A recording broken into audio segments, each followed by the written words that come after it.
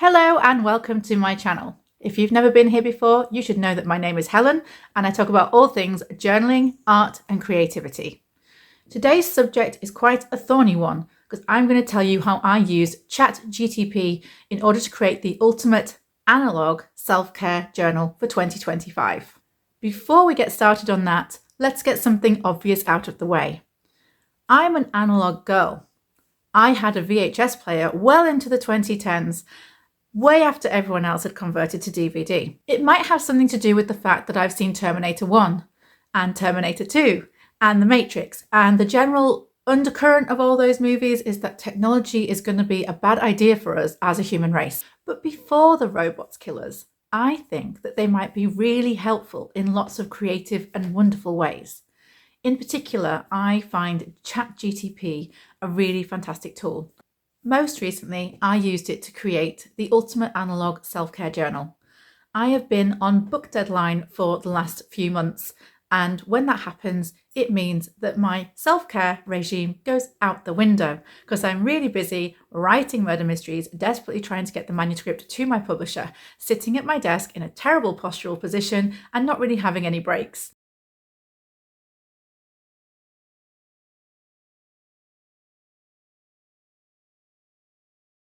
So I saw January on the horizon. I thought, here's my chance to make a new start of it. But how do I start? How do I make sure that all the things that I want in a self-care journal are there? There are about 1 million YouTube tutorials to help you with this matter. However, I decided this time that I was going to go to ChatGPT and have a go at typing in, how do I create the ultimate self-care journal?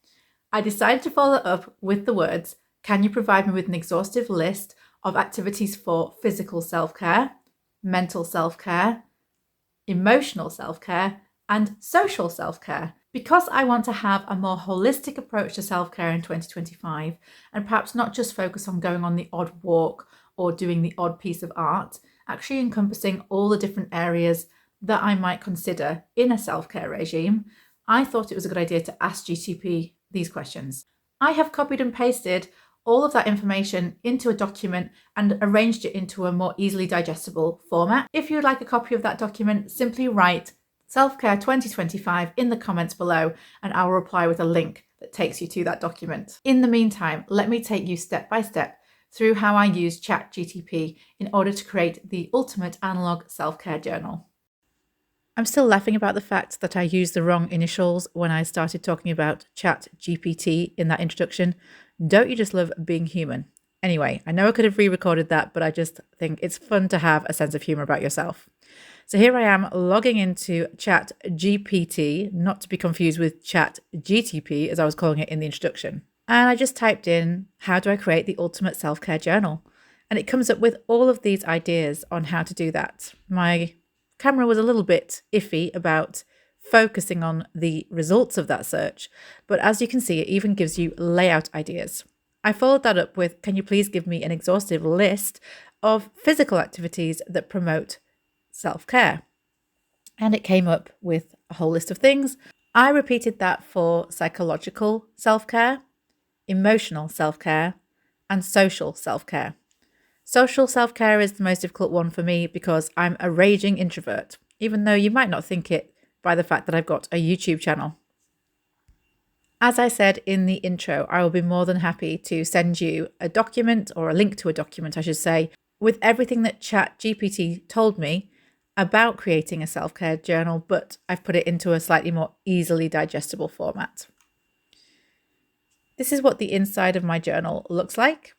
I have a psychological care menu. I have an emotional care menu. I have a physical care menu, and I have a social care menu. And the reason that I'm calling them menus rather than to-do lists is that I'm going to allow myself to pick off these lists rather than dictate that I have to do certain things every single day. The idea of this journal is that it's supposed to be something that I can do for the whole year. I'm not going to do that if it becomes too arduous or too difficult. With that in mind, I also picked a really easy format for logging what I have done. So I could have chosen stickers, and there's some washi tape in here, but I'm not going to use it on every single page. Instead, I just decided to get a random felt tip pen and draw little hearts down the page, color coded. So blue is psychological, red is emotional, pink is social care, and I believe green is physical. So I've got a different color for each kind of self-care, and I'm just drawing hearts down the margin. I'm then listing next to each heart something that I could do that day, something to pick off the menu that would promote well-being in that particular area, be it emotional, psychological, physical, or social. Now, I did find that when Chat GPT gave me these lists for activities that would promote self-care in each area, that they did overlap. For example, on psychological and emotional here, you can see that art is listed in both cases. Now, you may choose not to duplicate like that. I've chosen to do it this time, and I will see how it goes, the fact that I've duplicated that particular bullet point, because I think that when I do the art, I will know myself whether it was more for psychological care or emotional care. And it might be that it's for both, and that's fine. When you receive the document, those of you who request it, you will see that there is some repetition between the different categories. I left all of that in because although I'm doing a holistic journal where I look at all of the different kinds of self-care, you may simply want to create a journal about emotional self-care or psychological self-care for 2025. So I thought I'd give you the option of just copying and pasting all of the options from the document in one go if you wanted to do that. My plan for this journal, again, just trying to keep things very simple, is that for each day, I will put the date at the top, and then I will draw a red heart, and I will list all the things I've done for emotional well-being next to that red heart, and so on and so forth. So I won't be drawing little hearts all the way down the margin. There'll be just one color-coded heart, and then all of the things listed that I've done that day. My hope is that I will actually manage to do about 12 things, about a dozen things a day across the 4 categories. Given that a lot of these things are things that I would be drawn to doing already, I don't think that's a big ask. And it's not like I'm saying I absolutely have to do 12 things every single day and they have to be evenly set across all 4 categories. It's fine if 6 of them are from emotional care and 6 of them are from physical care. I'm not really going to be that pedantic with myself because, again, I think that's just going to end up with me giving up sooner rather than later. So I'm going to keep it really straightforward. I'm not going to worry if I haven't hit the 12. I'm not going to worry if they're not equal across all categories. The point is to take more notice of what I'm doing with self-care and to also push myself to do more on the social front. I am a very big introvert, so all of the stuff that I'm writing down this category, some of it I do already, but a lot of it doesn't come naturally. And given the choice, I would probably be much more happy curling up with a book or doing some artwork on my own than going to family gatherings. But it's important to nurture those connections that you have. Make sure that you have a support network. I do understand that. And that's why I'm pushing myself to partake in that particular element of self-care. I thought it would be a good idea to do a little close-up of the different menus for you that have already been done. This is the physical one, and it's quite a lot in there. So I've got a lot to choose from.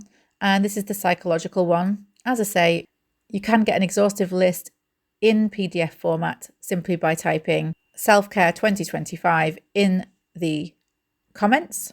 The last little thing that I did was to work on the cover of the journal.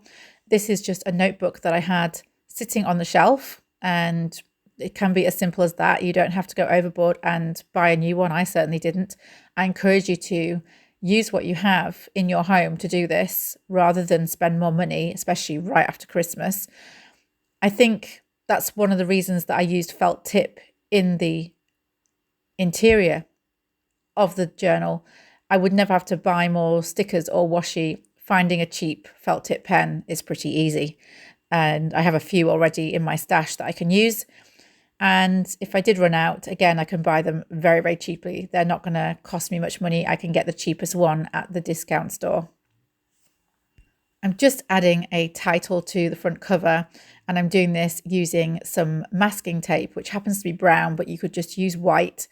And I'm using just a felt tip over the top of that. Again, I could have gone to elaborate lengths to stamp it or stencil it and all that kind of thing. And you can do that if you have the supplies. You can also simply write Self-Care 2025 on pieces of paper and sellotape them to the front of the journal.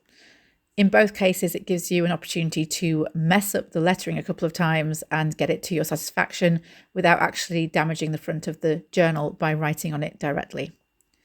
The last thing that I'm going to do is set a few goals for the journal, and I've done this in big brush lettering in the very front page, and that is to remind myself why I'm doing this. If I ever get myself uptight or stressed about keeping this journal, I want to remember the very simple reasons that I started it in the first place. And in fact, one of those, key reasons was to reduce stress.